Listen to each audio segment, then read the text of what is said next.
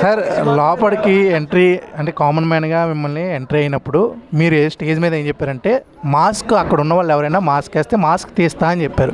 ఇప్పుడు ఎవరు మాస్క్ తీశారు సార్ లోపల? చెప్పాక బర్నీ గారి గురించి ఇందాక చక్కగా విడమర్చి మొక్కజొన్న కంటి తీసినట్టు పంట చేను కోసినట్టు చక్కగా చెప్పాక బర్నీ గారి విషయం చెప్పాను, ఇమానుయల్ దాని గురించి చెప్పాను. సో మాస్క్తో ఉండాలని చెప్తున్నాను కదా నేను, అంతే సింపుల్. చూసుకున్నట్టయితే కామనర్సే ఎక్కువ బయటకు రావడం జరుగుతుంది. ముగ్గురు వచ్చేసారు ఆల్రెడీ. ఇప్పుడు టాప్లో కామనర్స్ ఉండే ఛాన్స్ ఉందంటారా మీరు చూసినంత గేమ్ వరకు? నేను లేను కాబట్టి నాకు తెలియదు, ఉండరు అనుకుంటున్నా. ఇంత సెన్స్ ఆఫ్ హ్యూమర్ జోక్స్ అయితే వేస్తున్నారు. ఇప్పుడు ప్రెస్ మీట్లో కూడా బోల్డ్ అని జోక్స్ వేస్తున్నారు. అక్కడ ఎందుకు వేయట్లేదు? అక్కడ నాన్ సెన్స్ ఎక్కువ ఉంది. నాన్ సెన్స్ క్రియేట్ చేసిన కంటెస్టెంట్స్ ఎవరు అంటే వాళ్ళ పేర్లు ఏం చెప్తారు? నానా రకాల కంటెస్టెంట్స్ ఉన్నారు అక్కడ నాన్ సెన్స్ క్రియేట్ చేసిన వాళ్ళు. మీరు కూడా చూశారు కదా. మీరు అసలు ఒపీనియన్ పెట్టట్లా, మీరు కూడా సేఫ్ గేమ్ ఆడుతున్నారు. లేదు నేను మాట్లాడుతున్నా ఫ్రెండ్లీగా. ఎవరు నచ్చారు మీకు, ఎవరు నచ్చలేదు? నాకా బాగా ఆడేవాళ్ళు అయితే బాగా నచ్చారు. ఎవరు ఆడుతున్నారు అనుకుంటున్నారు మీరు ఆటలు అక్కడ? బిగ్ బాస్లో ఉన్న వాళ్ళే. ఎవరున్నారు బిగ్ బాస్లో? అది డిప్లొమాటిక్ ఆన్సర్ చేస్తున్నారు సార్. మీరు ఎలా చెప్తున్నారు, నేను అలా చెప్తున్నా. మీరే ఆన్సర్ చేయలేకపోతున్నారు. నేను రోస్ట్ చేస్తున్నాను గోస్ట్లా ఉండి కూడా.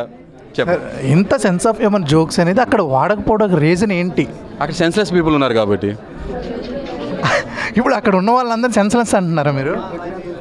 మీకు అలా అర్థమైందా? మీరు అదే చెప్పారు కదా సార్. వాళ్ళ దగ్గర సో మచ్ సెన్స్ ఎక్కువ ఉంది, అంత సెన్స్ నా దగ్గర లేదు. కామన్ సెన్స్ ఉంది బ్రదర్. సార్ అంటే జుట్టు ఎప్పుడైతే సగం సేవ్ చేసుకున్నారో అప్పుడే మీ డేర్ అనేది అర్థమైపోయింది. దాని తర్వాత బిగ్ బాస్ వాళ్ళు కూడా తీశారు కదా, నా ఆస్తిపాస్ కూడా చూశారు కదా. అవును, టీషర్ట్ తీశారు. మీరు చేతితో బాల్ పట్టుకునే ఆ బాల్ ఏ కలరా అని చెప్పి కూడా గెస్ట్ చేశారు కూడా. అంత ఇది గేమ్ అంటే ఇప్పుడు బిగ్ బాస్ మెయిన్ లోపలికి వెళ్ళినప్పుడు అక్కడ ఎందుకు చూపించలేకపోయారు? చూపించడానికి ట్రై చేశా, అది చెప్పట్లా. అగ్ని పరీక్ష టైమ్ వేరు, ఇన్ అవర్స్ అనేది. ఇది 24/7 కదా. ఇక్కడ మన ఫ్యామిలీ నుంచి దూరంగా ఉంటాం, రోజు రాత్రి వీళ్ళు చూడడం కదా. ఒక డిఫరెంట్ టైప్ ఆఫ్ టెస్ట్ నడుస్తుంటుంది అక్కడ. ఫుడ్ విషయంలో కానీ రిలేషన్స్ విషయంలో మనం దూరంగా ఉంటాం కదా. ఒక రకమైన తెలియని ఒక స్ట్రెస్, ప్రెషర్ విపరీతంగా ఉంటుంది. అయితే నా పర్సనాలిటీ మీరు చూసారు కదా, నేను చాలా తక్కువ మందితో నేను జెల్ అవుతాను. నా వైఫ్తోనే ఉన్న కంఫర్ట్ జోన్లో అయితే నాకు మా దేవుడి చిన్న పిల్లలు నాతో పాటు ఎవరైతే ఉన్నారో వాళ్ళతోనే ఉన్నాను కాబట్టి వీళ్ళందరిలో నాకు ఆ ముసుగు మాస్క్ కనపడింది కాబట్టి నేను వాళ్ళతో ఉండలేకపోయాను. బట్ టాస్క్ వచ్చినప్పుడు నేను టాస్క్ నేను I have given my best అన్న కానీ నాకు ఛాలెంజెస్ ఉన్నాయి. నా బెస్ట్ ఇవ్వలేకపోయాను, అంతే, కుదరలేదు అంతే.